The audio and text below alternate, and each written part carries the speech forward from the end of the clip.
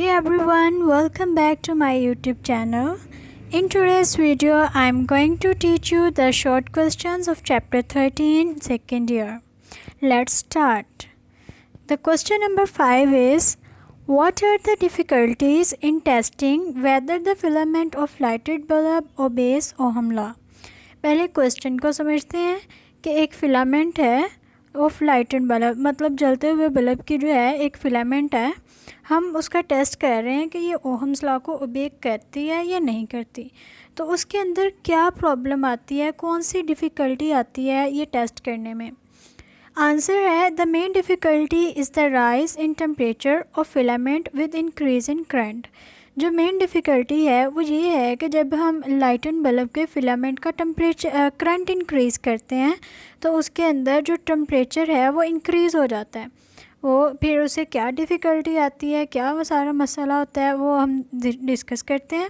When the current passing through the filament is small, then the energy dissipation is very small, so the temperature and hence the resistance remains constant.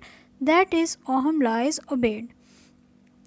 जब हम current जो है filament के अंदर से थोड़ा सा पास कर रहे हैं, उसके अंदर जो एनर्जी डेसिपेशन है, मतलब जो एनर्जी ज़ाया होती है बाय एयर और बाय अदर फैक्टर, जो वो लाइट बल्ब के लिए लाइटनिंग के लिए नहीं यूज़ हो रही, उसे हम कहते हैं एनर्जी डेसिपेशन। जो एनर्जी डेसिपेशन है वो बहुत स्मॉल होगी। So the temperature and hence resistance remains constant. इसीलिए जो टेम्परेचर है और रेजिस्टेंस है वो कांस्टेंट रहते हैं, वो चेंज नहीं होते। तो हम कहते हैं ओहम्स लॉ ओबे हो रहा है। लेकिन as the current is further increase, जैसे जैसे हम करंट को और इंक्रीज़ करते जाते हैं, the resistance of filament continue to increase. जो रेजिस्टेंस है फिलामेंट की वो कंटिन्यूसली इंक्रीज़ होती जाती है जब due to rise in temperature. हमने पीछे एक केस पढ़ा था, एक क्वेश्चन पढ़ा था जिसमें हमने कहा था rise in temperature cause more resistance.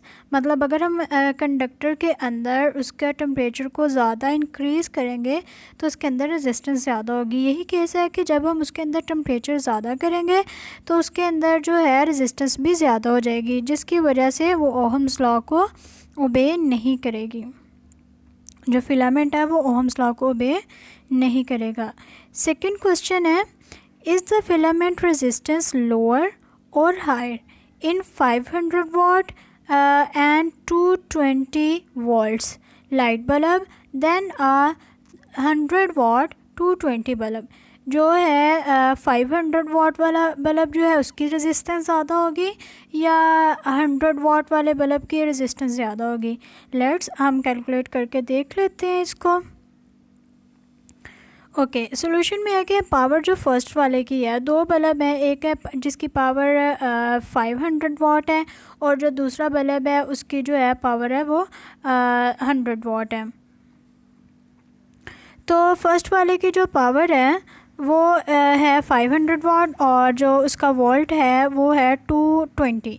तो हम रेजिस्टेंस निकालेंगे। रेजिस्टेंस वाला हमने पावर वाला फार्मूला हमने पढ़ा हुआ है, P is equals to VI² over R। तो यहाँ पे जो R है हम इसको दूसरी साइड पे ले जाएंगे और आ जाएगा V1² over P1।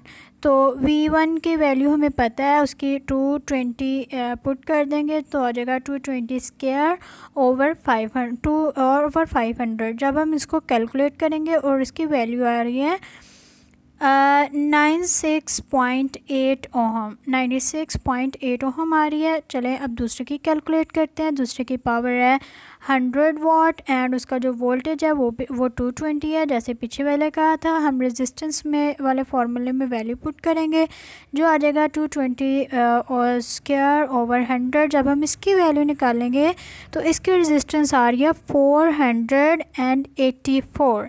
It's mean जो बल्ब जिसकी पावर 100 वाट है वो जो है उसकी रेजिस्टेंस ज़्यादा होगी। क्लियर? ओके, नेक्स्ट क्वेश्चन पे जाते हैं। Describe a circuit which will give a continuously varying potential. एक ऐसा सर्किट दें एक ऐसा सर्किट बताएं जिसका जो है पोटेंशियल कंटिन्यूसली वेरी करता रहता है, कंटिन्यूसली चेंज होता रहता है। तो हमने जो है ये ऐसा सर्किट चैप्टर जो है 10th क्लास में भी पढ़ा था, potentiometer. Potentiometer can be used as a potential divider to give a continuously varying potential. जो potentiometer होता है वो as a potential divider use होता है. ठीक हो गया, और इससे हम वेरिंग पोटेंशियल हासिल कर सकते हैं. अब इसमें हम देखते हैं, हमने पढ़ा था एक, इसमें हम एक रेजिस्टेंस लेते हैं. ये हमारे पास रेजिस्टेंस है, वो है ए और B.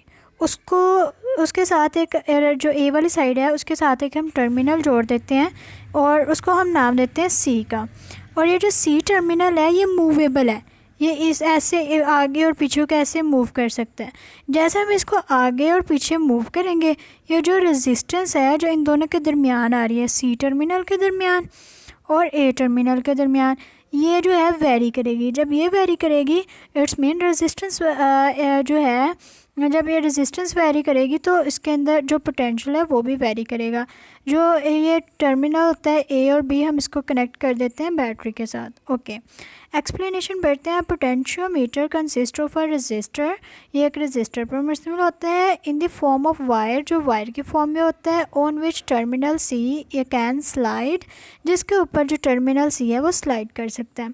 If the battery of EMF is connected across R, अगर हम EMF जो है बैटरी है उसकी EMF है, हम उसको ये रेजिस्टेंस के साथ जोड़ देते हैं तो क्या होता है, हमने फार्मूला पढ़ा हुआ है I is equals to E/R. यहाँ पे जो E है वो EMF है, R रेजिस्टेंस है, I करंट है. अगर हम कंसीडर कर लेते हैं कि ये जो A और C इनके दरमियान जो रेजिस्टेंस होनी है वो स्मॉल r होनी है. ठीक हो गया, तो हम जो है हमने फार्मूला पढ़ा हुआ है ओहम्स लॉ के बराबर V is equals to I/R. यहाँ पे जो हम R ले रहे हैं वो स्मॉल ले रहे हैं क्योंकि हमने कैलकुलेट करनी है जो वेरिंग पोटेंशियल है उसको कैलकुलेट करना है. तो ये R जो कैपिटल स्मॉल R है वो वेरी हो रहा है क्योंकि उसकी जो है ये टर्मिनल मूव करता है कभी आगे कभी पीछे, तो स्मॉल r जो है वो चेंज होती है, इसीलिए हमने स्मॉल r लिया है. और यहाँ पे जो आई है उसकी वैल्यू हम इक्वेशन नंबर 1 से पुट कर देंगे तो VAC आ जाएगा E/R into small r. Thus as C is move from A to B, जैसे जैसे जो है वो A मूव करेगा A से B की तरफ, R varies from 0 to R. जो स्मॉल r है वो उसके मतलब जो रेजिस्टेंस है वो 0 से R तक जो है वो चेंज हो सकती है. और VA से वेरीज फ्रॉम 0 टू E, और जो हमारे पास पोटेंशियल है वो वेरी करता है फ्रॉम 0 टू E. कुछ इसकी डायग्राम है पोटेंशियोमीटर की, पोटेंशियल डिवाइडर की. वो ये देखें, हमारे पास जो पोटेंशियल डिवाइडर होता है वो कुछ इस तरह का होता है. ये हमारे पास पोटेंशियल डिवाइडर है, ये इसका टर्मिनल A है, ये इसके टर्मिनल B है और ये कॉइल है जिसके ऊपर जो C है, ये जो C टर्मिनल है ये ऊपर वाला है, इसने ऐसे मूव करना है. ये जो चीज़ है इसने ऐसे आगे पीछे मूव करना है. ये जो कॉइल है ये आप समझ लें ये एक तरह की रेजिस्टेंस है और इसकी जो वैल्यू है वो जैसे जैसे ये वाला टर्मिनल मूव करेगा जो है वो वैल्यू चेंज होती जाएगी कैपिटल R की 0 से R तक. ठीक हो गया. और यहाँ पे जो है हमें दिखाया गया है एक और उसकी एक और डायग्राम है दिखाई गई है. इसमें जो है थोड़े से टर्मिनल के नेम चेंज हैं लेकिन बात वही है. ये जो है ये टर्मिनल A है, लेट्स सी ये वाला जो है जिसको B नाम दिया है C है और जिसको C नाम दिया वो ये B है. A और B फिक्स हैं, ये हमारे पास रेजिस्टेंस R है और ये जो है हमारे पास टर्मिनल C है. जैसे हम इसको आगे पीछे मूव करवाएंगे तो करंट होगा. ये देखें जैसे हमारे पास यहाँ पे हमने करंट अप्लाई किया है A से मूव करता हुआ, जहाँ तक हमारे पास ये टर्मिनल इसके साथ कनेक्ट है वहाँ से करंट गुजर जाएगा और ये जो है ये बाकी वैसे ही रह जाएगी वायर. मीन इतनी रेजिस्टेंस जो है वो हमारे करंट में अकाउंट होगी. क्लियर. आगे वाले क्वेश्चन पे चलते हैं. Explain why the terminal potential of the battery decreases when the current drawn from it increased. जो बैटरी है उसका जो पोटेंशियल डिफरेंस है, टर्मिनल पोटेंशियल डिफरेंस, वो कम हो जाता है अगर वहाँ से करंट जो है वो ज़्यादा निकालें। वो कैसे? हमने पीछे फार्मूला पढ़ा होगा, T is equals to E minus I R. यहाँ पे जो वी टी है ये टर्मिनल वेलोसिटी है, टर्मिनल पोटेंशियल है, और ई एम एफ है जो कि कांस्टेंट होगा। आई जो है करंट वो चेंज हो सकता है, और जो आर है वो भी हमने एक तरह का कांस्टेंट ले लिया। जब जो है हम ई में से आई की वैल्यू चेंज करेंगे, आई की वैल्यू बढ़ाएंगे, तो ई में से बड़ा फैक्टर माइनस होगा। इट्स मीन जो वी टी की वैल्यू है वो डिक्रीज़ होगी। ओके, पढ़ते हैं इसको। When the current drawn from the battery is increase, जब जो करंट है वो जो करंट निकाला है इसको हम इंक्रीज़ करेंगे, the potential drop across the internal resistance also increases. जो उसके जो है इंटरनल रेजिस्टेंस है वो भी जो है इंक्रीज़ होगी। That is energy dissipation as heat into the battery is increased. Energy dissipation जो है वो भी इंक्रीज़ होगी। Therefore according to following relation the potential terminal potential difference is decrease. जो टर्मिनल पोटेंशियल डिफरेंस है वो decrease होगा। आगे वाले क्वेश्चन पे जाते हैं। ये लास्ट क्वेश्चन है, what is the Wheatstone bridge, how can it be use to determine unknown resistance. पहले हमें पता होना चाहिए व्हीटस्टोन ब्रिज होता है क्या है। ये व्हीटस्टोन ब्रिज होता है जिसकी हमें डायग्राम दिखाई गई है। इसके अंदर जो है 4 रेजिस्टेंस हम लगाते हैं। तो ये यूजुअली यूज़ होता है कि अगर हमें 3 रेजिस्टेंस पता होंगी तो जो 4th वाली रेजिस्टेंस है वो हम कैलकुलेट कर सकते हैं। मतलब कोई भी 3 रेजिस्टेंस दी हुई हैं, जो चौथी रेजिस्टेंस है वो हम ऑटोमेटिकली ये फार्मूला यूज़ करके फाइंड आउट कर सकते हैं। ओके, अब हम इसको पढ़ते हैं। It is an electrical circuit which provides an accurate method for measurement of an unknown resistance. ये एक इलेक्ट्रिकल सर्किट है जो हमें प्रोवाइड करता है कि को जो अननोन रेजिस्टेंस है हम उसको कैलकुलेट कर सकें। Determination of unknown resistance, the Wheatstone bridge circuit is shown figure. When the switch is closed current passes through the galvanometer. जैसे हम इसको ये स्विच को क्लोज़ करते हैं तो बैटरी कनेक्ट हो जाती है इसके साथ, और गलवानोमीटर ये जो यहाँ पे कनेक्ट है ये शो कर देता है कि इसमें से करंट गुजर रहा है। The resistance R1, R2 and R3 are adjusted in such way that no current flow through the galvanometer.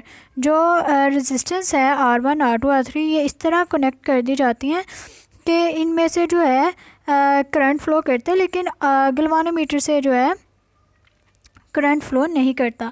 Under this condition ये जो है कंडीशन सेटिस्फाई होती है। R1 over R3 is equals to R1 over R2 is equals to R3 over R4।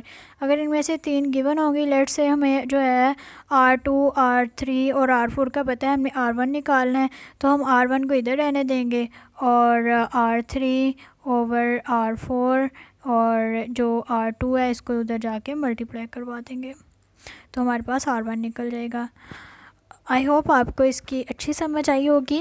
If you enjoy this topic and want to see more, don't forget to hit that subscribe button and join our community. And don't forget to leave a comment in the comment box and give the suggestions for future content. Thank you to all of you for joining me today. Thank you.